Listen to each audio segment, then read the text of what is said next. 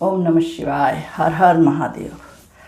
आज रुद्र संहिता सती खंड का 31वां अध्याय सुनाऊंगी आपको, तो आप लोग सुने। अगर उसके पहले जिसने मुझे सब्सक्राइब नहीं किया है मेरे चैनल को, वो प्लीज़ सब्सक्राइब करिए। मुझे और भी आगे ये सब आपको सुनाने में और आपको इस सब चीज़ के बारे में बताने का मोटिवेशन मिलेगा। Please please please. तो सुनिए 31वां अध्याय। 31वें अध्याय में आकाशवाणी होती है। ब्रह्मा जी ने कहा, तब दक्षादि देवताओं को सुनाते हुए आकाशवाणी हुई कि हे मूर्ख दक्ष, तूने ये बड़ा अनर्थ किया है। अपने घर में स्वतः आई साक्षात मंगला स्वरूपा अपनी पुत्री सती का तूने अपमान किया। रे मूर्ख, तूने सती और शंकर का पूजन नहीं किया। तुझे तो शंकर को अर्धांगिनी सती का सादर ही करना योग्य था। वो अनादि शक्ति जगत की सृष्टा, राधिका और कल्पांत में संहारिका हैं। इसी प्रकार भगवान शंकर ही सबके स्वामी और सब देवों के कल्याण करता हैं, जिनके दर्शन मात्र से यज्ञों का फल प्राप्त होता है, परंतु तुझ दुष्ट ने उनका सत्कार नहीं किया। इस कारण तेरा यत्र नष्ट हो जाएगा, क्योंकि जहाँ पूज्यों की पूजा नहीं होती वहाँ अमंगल ही अमंगल होता है। दक्ष, तू ये समझता था कि शंकर की पूजा किए बिना मैं अपना कल्याण कर लूँगा, अब तेरा वो सर्व चूर्ण चूर्ण हो जाएगा। सर्वोश्वर शिव से विमुख होकर कोई भी देवता तेरी सहायता करने योग्य नहीं है।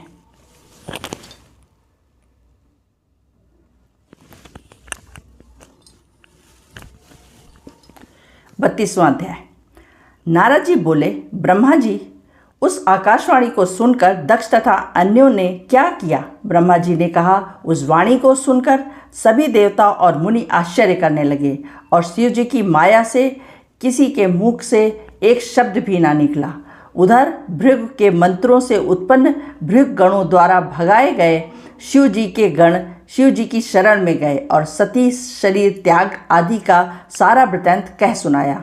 उसे उस पराक्रमी शशंक के क्रोध का अंत न रहा। लोक संहारकारी शंकर ने अपने एक जटा उखाड़कर उसे एक पर्वत पर दे मारा, जिससे उसके दो खंड हो गए और प्रलय काल के समान एक भयंकर शब्द के साथ महाबलशाली वीरभद्र उत्पन्न हो गए। फिर जटा के दूसरे भाग से अत्यंत भयंकर और करोड़ों भूतों से घिरी हुई महाकाली उत्पन्न हुई। तदंतर महाबली वीरभद्र ने शिव जी को प्रणाम कर हाथ जोड़कर निवेदन किया कि प्रभु, मैं क्या करूं, मुझे शीघ्र आज्ञा दीजिए। ये सुनकर मंगलपति भगवान शिव वीरभद्र को आशीर्वाद देकर बोले, तात वीरभद्र, ब्रह्मा का पुत्र दुष्ट दक्ष यज्ञ कर रहा है, जो बड़ा अहंकारी और मेरा विरोधी है। तुम जाकर उसके यज्ञ गंधर्व कोई वहाँ हो तो आज उन सबको भस्म कर डालो, तथा ब्रह्मा विष्णु इंद्र यम कोई भी बचने न पावे।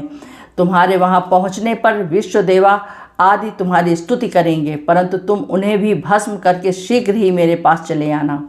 जो देवता दधीच ऋषि कहने पर भी मेरे विरोधक बने रहे, वहाँ बैठे रहे, उन्हें अकुला कर अग्नि में जला डालो। वीर दक्ष को तो उसकी पत्नी और बांधवों सहित जलाकर पुनः तिल तिल मिलाकर तिलांजलि दे आना। वीरभद्र से ऐसा कहकर क्रोध से आंखें लाल किए हुए भगवान शंकर मौन हो गए। अब 33वां अध्याय। वीरभद्र और महाकाली का सैन्य जुटाओ। ब्रह्मा जी बोले, अब शिव जी को प्रणाम कर वीरभद्र दक्ष का यज्ञ विध्वंस करने के लिए चल दिया। शिव जी ने प्रलय अग्नि के समान और करोड़ों गणों को उनके साथ किया। वे सब प्लव कण अत्यंत कुतूहल के साथ वीरभद्र के आगे पीछे होकर चल दिए। उसमें वीरभद्र के समान हजारों पार्षद तो साक्षात रुद्र स्वरूप ही थे। वीरभद्र शिव जी का ही रूप धारण कर ऐसे रथ पर चढ़कर चला कि जो 400 हाथ लंबा था और जिसे 1000 सिंह वाहन कर रहे थे, और बहुत से सिंह और हाथी आदि उनके सहस्रों परशु रक्षक थे। काली, कात्यायनी, ईशानी, चामुंडा, मुंडमर्दिनी, भद्रकाली, भद्रावली और वैष्णवी, इन 9 दुर्गाओं ने भी दक्ष के लिए अपने भूत गणों के साथ प्रस्थान किया। उनके वीरभद्र और महाकाली के सब गणों की संख्या करना यहाँ अशक्य है। केवल श्री शंकर के गणों को कहता हूँ, जो भृंगा, कोट, अशनि और मालक गण 64,000 करोड़ सेना लेकर चले थे। उस समय मेरी शंखा जटाहर मुखों तथा श्रृंगों के अनेक प्रकार के शब्द हुए। इस प्रकार वीरभद्र की यात्रा में अनेकों प्रकार के शुभ शकुन हुए। अब 34वां अध्याय आकाशवाणी। ब्रह्मा जी बोले, उधर दक्ष तथा देवताओं का अशकुन हुआ। वीरभद्र के चलते ही दक्षादि को यज्ञ के विध्वंसक सूचक उत्पात हुए। दक्ष की बाईं आंख, बाहु तथा जंघा फड़कने लगी। पृथ्वी में भूकंप हुए, दिशाएं मलिन हो गईं और सूर्य में काले दाग दिखाई देने लगे। बिजली और अग्नि के समान नक्षत्र गिरने लगे। हजारों गीध दक्ष के सिर पर मंडराने लगे, जिनकी छाया से मंडप ढक गया। गीदड़ भयानक शब्द करने लगे। दिशाओं में अंधकार व्याप्त हो गया, दिग्दाह होने लगा और विष्णु आदि को भी अत्यंत भय उत्पन्न हुआ। फिर उसी समय ये आकाशवाणी हुई कि दक्ष, तुझे धिक्कार है, तू बड़ा पापी और मूर्ख है। अब तुझे शिव जी की द्वारा अवश्य ही महादुख की प्राप्ति होगी और खेद है कि तेरे कारण आज यहाँ उपस्थित सब देवताओं को भी महान दुख प्राप्त होगा। इस प्रकार आकाशवाणी सुन तथा अपशकुन देख दक्ष बड़ा दुखी हुआ और डरता कांपता विष्णु जी की शरण में जाकर उनकी स्तुति करने लगा और बोला। फिर 35वां अध्याय दक्ष को शिव उपदेश। दक्ष बोले, विष्णु जी, मैं बड़ा भयभीत हूँ, मेरी रक्षा कीजिए। आप तो यज्ञ स्वरूप ही हैं, अतः प्रभो जैसे भी हो मेरे इस यज्ञ की रक्षा कीजिए। जब इस प्रकार की बहुत सी प्रार्थना करके दक्ष विष्णु जी के चरणों में गिर पड़ा, तब शिव जी के चरणों में सिर नवाकर उसे उठाते हुए विष्णु जी समझाने लगे, दक्ष, तुमने शिव जी को क्यों भुला दिया? सर्वेश्वर शंकर की अवज्ञा का यही फल है कि जो तुम्हारा कार्य विफल हो रहा है। पूज्यों का अपमान होने से पद पद पर विपत्तियां प्राप्त होती हैं। दरिद्रता, मरण और भय से तीनों प्राप्त होते हैं। अतएव तुम प्रयत्न पूर्वक शिव जी की पूजा करो। देखो, तुम्हारी ही दुर्नीति से आज हम सबका प्रभाव क्षीण हो गया है। विष्णु भगवान के यह वचन सुनकर दक्ष का मुख सूख गया। वो चुपचाप पृथ्वी पर बैठ गया। उसी समय अपनी महासेना लिए शिव जी का भेजा हुआ वीरभद्र उस यज्ञ में आ पहुंचा, जिसके पराक्रमी असंख्य शूरवीरों से यज्ञ स्थल को कौन कहे चारों दिशाओं सहित आकाश मंडल व्याप्त हो गया। सातों दीपों सहित पृथ्वी कांप उठी और समस्त समुद्र थर्रा उठे। उस सेना का उद्योग देखकर दक्ष अपने मुख से रुधिर वमन करने लगा और वह अपनी स्त्री सहित विष्णु से बोला, विष्णु जी, मुझे आपका ही भरोसा है। मैंने आपके ही भरोसे पर ये श्रेष्ठ कर्म आरंभ किया था, क्योंकि मैं जानता हूँ कि आप ही यज्ञों के प्रतिपालक और वेद धर्म के अधिष्ठान हैं। स्वामी, आप मेरे इस यज्ञ की रक्षा कीजिए। ब्रह्मा जी कहते हैं, जब विष्णु जी दक्ष को फिर शिव सत्तत्व समझाते हुए बोले, दक्ष, ये वीरभद्र शंकर के गणों का ऐसा सेनापति है जो कि शिव जी के शत्रु का सर्वथा ही नाश कर देता है। निसंदेह ये तुम्हारे सहित हम लोगों का भी नाश कर देगा। शिव जी की आज्ञा का उल्लंघन कर मैं जो तुम्हारे यज्ञ में आया हूँ, इससे मुझे भी घोर दुख उठाना पड़ेगा और अब इसे रोकने की मुझ में शक्ति नहीं है।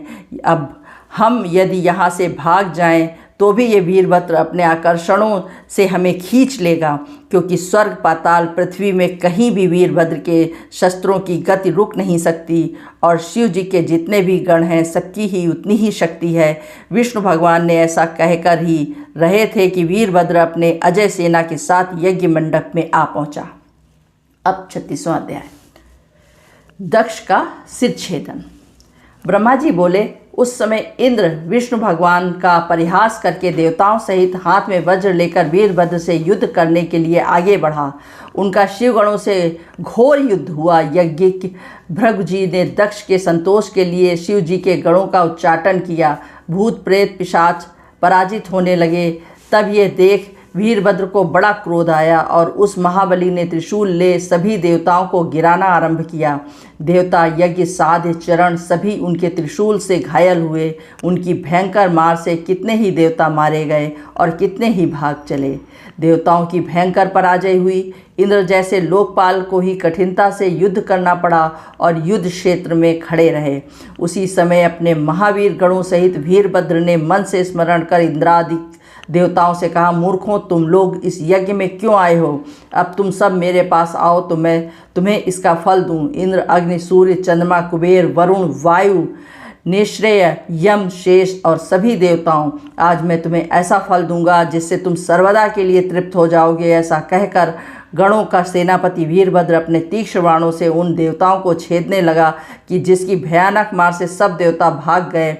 फिर अपने गणों सहित वीरभद्र यज्ञ मंडप में पहुंचा और युद्ध से में भागे देवता उसका समाचार देने के लिए पहले ही विष्णु के पास पहुंच गए और कहा कि हे रमानाथ, जैसे भी हो इस यज्ञ की रक्षा कीजिए। तब ऋषियों के ऐसा कहने पर विष्णु भगवान ने वीरभद्र से युद्ध करने को सन्नद्ध हुए।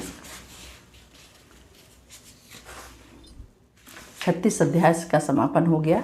37वां अध्याय कल सुनाऊंगी। तब तक के लिए आप लोग अपना ध्यान रखिए, स्वस्थ सुखी व प्रसन्न रहिए। हर हर महादेव। ओम नमः शिवाय।